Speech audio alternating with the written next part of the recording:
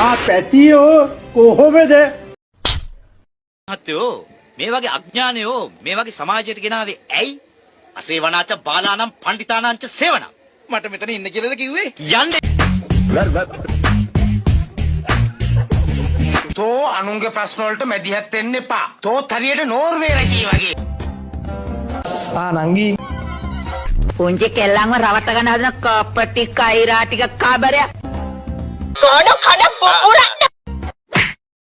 කාපිය කොද කම්බුගේ කඩ පුපුරන්න. අනවතෝ තෝ තරම් මරාගෙන කනද නැගන්නේ. අරතරන් අයියේ අපි වලයි. අයෝ මා.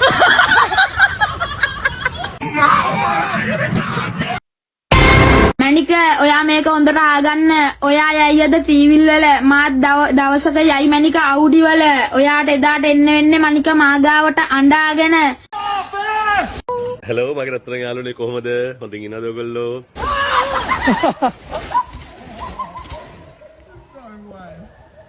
ඕනෝක තමයි ප්‍රශ්නේ. ලොකු දෙයක් කියලා හිතුවේ නේ. තෝ හිතුවා මං ගොනෙක් කියලා. මම මේ කොණ්ඩේ දුම් චීනෙක් නෙවෙයි අකෝ. ඔයාට තරහා ගියාද මේ මං කියපු දේවල් වලට? ඉතින් මේ මං කෙල්ලොන්ගේ බොක්සස් ඉල්ලෙම චාටර් වෙන්න දැල්ලා නැහැ අනික උන්ට වගේ මේ කෙල්ලෝ කියන්නේ මැජික් එකක් වගේ එහෙම දැල්ලෙකුත් නෙවෙයි මගේ අප්පයි. මෙයාට වෙන්නේ නැගලා. හැම කෙනාටම හැමෝටම ලෙන්ගතු ආදරය කරන්න බෑ. ඉතින් ඔයාට ලෙන්ගතු ආදරය කරන කෙනෙක් ඉන්නවා නම් එයාව මග අරින්න යන්න එපා. එයාව රැකගන්න එක ඔයාගේ වගකීම. චතුරිකා මට හાર્ට් ඇටැක් වගේ. චතුරිකා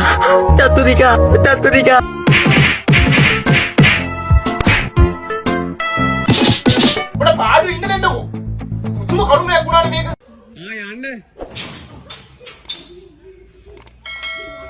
මේ සමම් මහත්තයලයි ගෙදර කරදරයක් වුණා කීවට බලල යන්න යාවේ.